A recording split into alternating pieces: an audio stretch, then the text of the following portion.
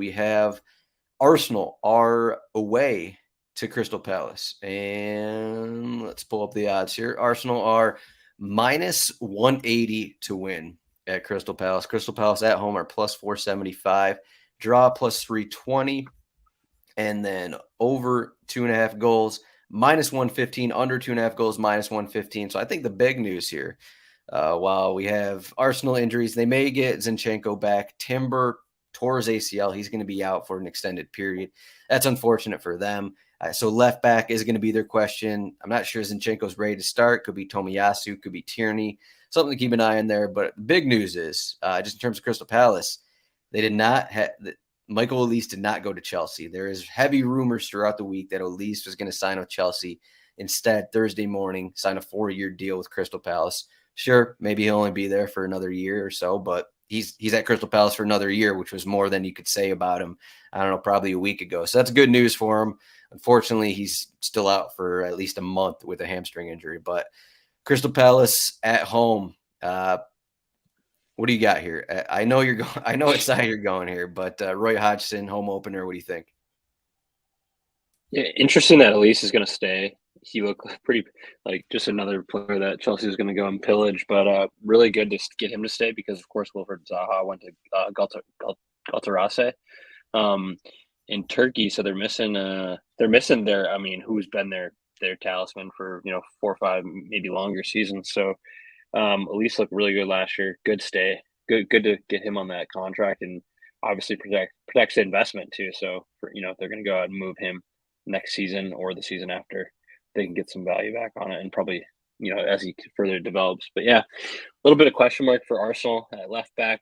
Just a shame that Timber, he looked pretty good in his debut for Arsenal, and just kind of a shame that he comes in, plays one match.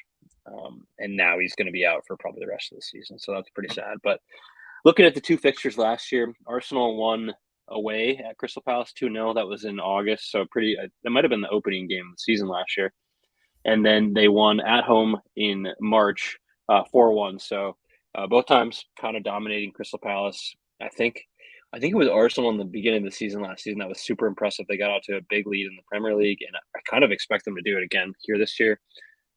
They've got all the quality. They got Declan Rice. And I kind of, looking at the 2 fixtures last year where they won by at least 2 goals, I went Arsenal minus 1.5 at plus 155.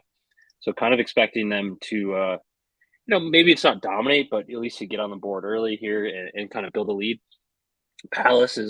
They did score. It was a 1-0 last week against Sheffield United. Jordan Ayew to, I forgot who scored it. Was it Edouard? Pretty sure it's Edouard, yeah. But way kind of a big difference in quality in their opponent this week. So I think they're going to struggle a little bit. And might be the home opener, but Arsenal, they're comfortable going to Selhurst Park and winning too. So I kind of like Arsenal in this matchup. And the best value that I could find was the minus 1.5 for plus 155. I think this is mostly a smart bet because you have one team, we know that Arsenal can score, and we know that Crystal Palace continually have trouble scoring, and now they don't have Elise and they don't have Zaha. We saw in the opener 24 shots, they only got 1 goal. They dominated basically all of the match against Sheffield United, but still could only get 1 goal. I think that's pretty relevant. But I do want to say that I may have been too harsh on Crystal Palace on the early season future show where I considered plus 600 to be relegated. Maybe not. Maybe we'll find out that Sheffield United match was just Sheffield United didn't have a whole squad, so they were terrible kind of a thing. But, Jefferson Lerma in the defensive midfield next to Doucouré may be just what Roy Hodgson needs to fulfill his dreams of winning 1-0 games kind of a thing.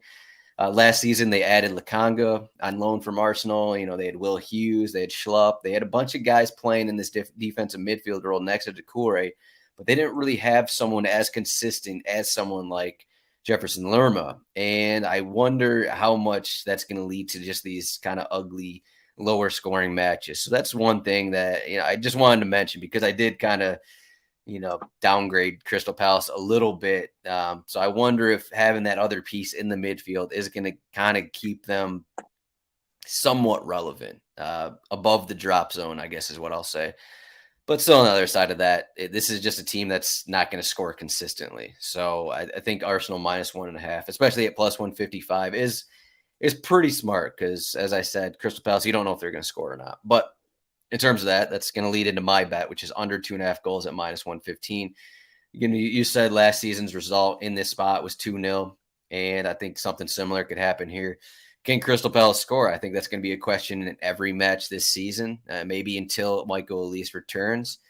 I know Arsenal have been since last season, they've been kind of in an area where they just aren't getting clean sheets. They're allowing goals kind of in dumb spots. They did this to Nottingham Forest last week.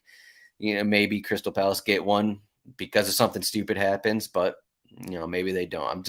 I think this is going to be just a 2-0, 1-0 kind of game for Arsenal. And Crystal Palace will push, but I don't think they're going to get one. So let's go under 2.5 goals, -115. Chris has Arsenal -1.5 +155. I'll ask again. What are you thinking for a scoreline? 2-0? Yeah, we need a 2-0 for both of us to be right. So I'm going to say 2-0.